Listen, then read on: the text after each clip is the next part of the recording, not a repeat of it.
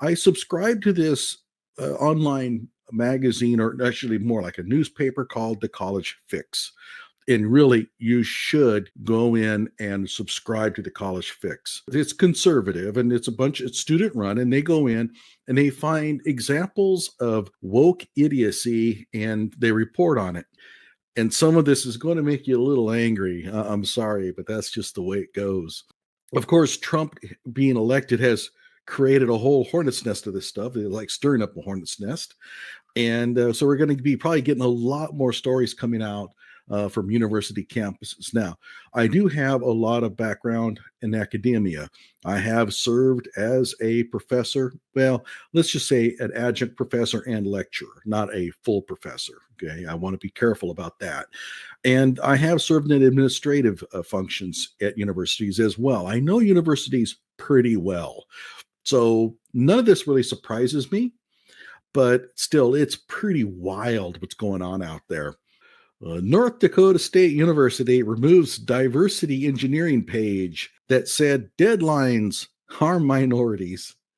And I'm telling you, if you're a minority, this should really piss you off.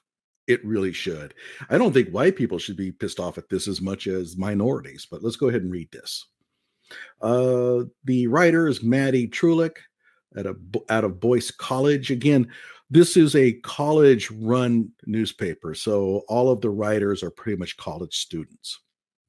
Okay, minorities do best without rigid rules, deadlines for assignments and exams, and graded homework, according to a since-deleted diversity page for North Dakota State University's engineering department. This is not, some tutti-frutti, humanities major or department. This is engineering, and it's not Berkeley. This is North Dakota State. I'm telling you, if an engineering department at North Dakota State University is prone to this kind of stuff, there's no safe haven for anybody. The supporting diversity page for the engineering department draws from several resources on grading for equity and culturally responsive teaching. However, the page has since been removed following College Fix inquiries and executive orders from President Donald Trump relating to diversity, DEI, right? It now returns an Error 404 page. The page appears to have disappeared around late January or the first week of February. That's kind of interesting timing. Prior to that, President Donald Trump had issued executive orders targeting DEI within the federal government and in education. The Fix viewed the page in January when it was still live. Interim Dean Alan Kallmeyer did not respond to an email on Monday morning that asked similar questions, and if the removal of the diversity page was due to President Trump's directives.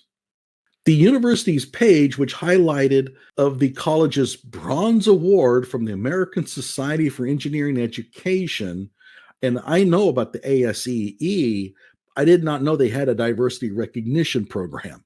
Okay. I think I may have even belonged to that society at one point. I don't any longer, but I didn't know they had such a thing. Provided 7 best teaching practices to support minority students. And if you think, well, these teaching practices are probably going to make the minority students look like dummies, you'd be right. And they're not. Okay, I want to make sure that everybody's clear on this. This is not my fault. Don't shoot the messenger. I'm not the one making these claims. Here we go. Some suggestions included reading more about diversity in the engineering field. Okay, I mean, I don't have any issue with that. Or creating open-ended assignments. I do have an issue with that. And here's the reason. I'm the engineering professor. You don't be go around telling me what kind of assignments I should be giving out. Okay. The assignments that I hand out are a professional opinion of mine. And it comes from years of experience in teaching. I don't need these dummies to tell me what kind of assignments to give.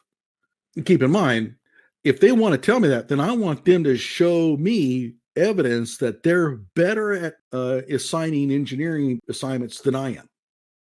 Okay? If you can provide that, that'd be great. They probably can't even spell engineering, But others urge professors not to let wrong answers on homework affect a student's grade. Oh, of course not. I mean, really, I mean, that's so, I mean, that's so 1990s, right? Uh, you want to calculate the bulk modulus of concrete, and well, you got the wrong answer. Well, we don't want to mark that against you. Oh, yeah. Okay. And when you go to engineering, it becomes real obvious as to why. But when you get the engineering where people die when you do it wrong, it becomes pretty obvious as to why this is so bad. I understand the sentiment that if a person gets the wrong answer, then how they respond to that could be more factored into their overall grade. But ultimately, when they get a wrong answer, that has to work against them. About 20 years ago, the failure is good movement started. And in fact, fail, first attempt in learning, was this rage that went on in K 12 that we should celebrate mistakes and failure because we learn a lot from it. My answer is no. We try to avoid mistakes and we try to avoid failure, which should tell everybody that failure is not a good thing. It may not be the end of the world, depending on how you respond to it, but the emphasis should be on the response. The failure itself is not good. So, evidently, this let people make mistakes and not mark them wrong for it started bleeding into higher education. Okay. Let's see what else. Got somebody else comes in. Oh, hey, it's Kimberly. Still handing all her assignments in on time. I guess that's because you're white. Again, don't shoot the messenger. That's what they're claiming. So it goes on. Allow your students to fail in the class without failing the class, the third suggestion states. Okay, at some point, they have to get it right. I mean, you just cannot allow students to progress through to completion with misconceptions, mistakes. If they're getting something wrong, then we need to find out what that is and correct that. Again, this is high stakes. This is engineering. People die when you make mistakes in this field. The sentiment, I understand, but you have to be very careful about how you treat this. By allowing students to make mistakes on their homework without having it negatively impact their final grade, you are creating a positive environment while still preparing students for the final summative assessments. If you're allowing students to make mistakes, then there's no pressure on them to do it correctly. So instead of spending an hour on homework, you're spending 10 minutes because there's no downside to making the mistake, right? So you've released all of the pressure, which means that by the time the summative assessments come around, they're not going to be prepared for them. Now, I get that you can go in the other direction too much, but you have to be this type of sentiment here is really quite dangerous if it's not handled correctly. Right. Mistakes are only good if you learn from them. And it's not the mistake that teaches you. It's how you respond to it, right? It's like computer science. I mean, I worked pretty heavily in the computer science field. I know that a lot of what I learned was making a mistake in algorithms and then having to correct it and find out why the computer algorithm wasn't working. And that's where you really do learn a lot. This is related to another suggestion to provide flexibility, since students from underrepresented groups are more likely to be affected by classes that grade attendance or have rigid rules and deadlines for assignments and exams. Man, if I'm a minority, this would light me up. What do you mean I'm likely to do better if there's no deadlines because I'm black? Really? Who in the world thinks that this is a good idea to put on a university webpage? You might think, well, it was probably some person of color who created this. Who out there thinks that this was all created from a person of color? Hmm? This is some white person who's doing this. This is the white savior, the white knight. stepping in because he or she knows what's best for minorities. The college fix reached out to an engineering professor and some other people and did not get any responses. Well, no kidding. No, colleges should not be setting standards such as this. Okay, so somebody's come in and said, nah, this isn't any good. Specifically in reference to letting students do poorly on homework without failing a class.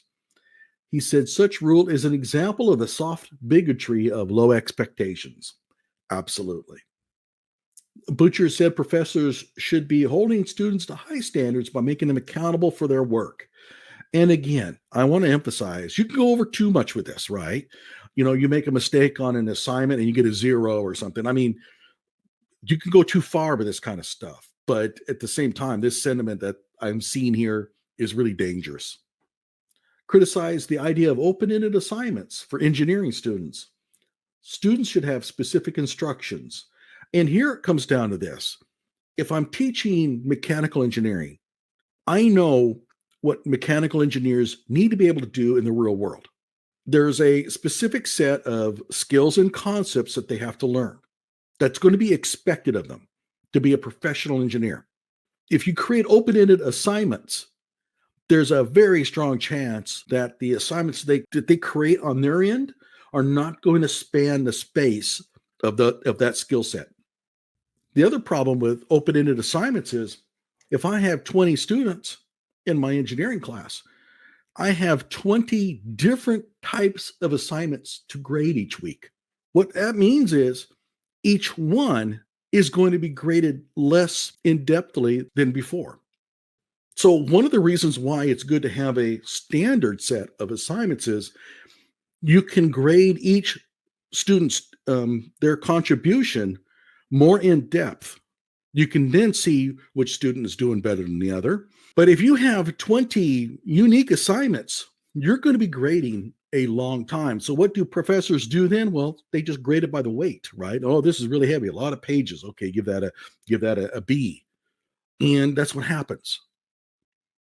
Again, the people who are the big mouths that run these kind of programs, they don't think about these things. It's not a school's job to protect students from ideas with which they disagree in the same way that it is not a school's job to protect students from grades they do not like. A likely negative outcome is that students will not learn the material they need to know to be successful, as I said just before. Other professors have argued that traditional grading means that it harms racial minorities. Alex Jennings, the idea allows students to set their own standards for grades. Gee, contract grading.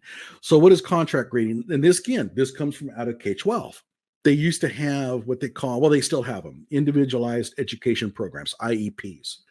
Some of the IEPs that were implemented in various school districts basically made a contract between the student and the school. And part of that would be that the student would decide what would constitute a passing grade and what would not. And I think anybody with half a brain knows the problem with that. Like a lot of things, it bled into the higher education system. So now we have this idea of having contracts where the school and the student come to an agreement on what constitutes an A or a B. Yeah, you have 20, 30 students in your class, and you're going to have to come out with a contract for each one of them. And then throughout the semester, you have to keep that contract in mind for all 30 students.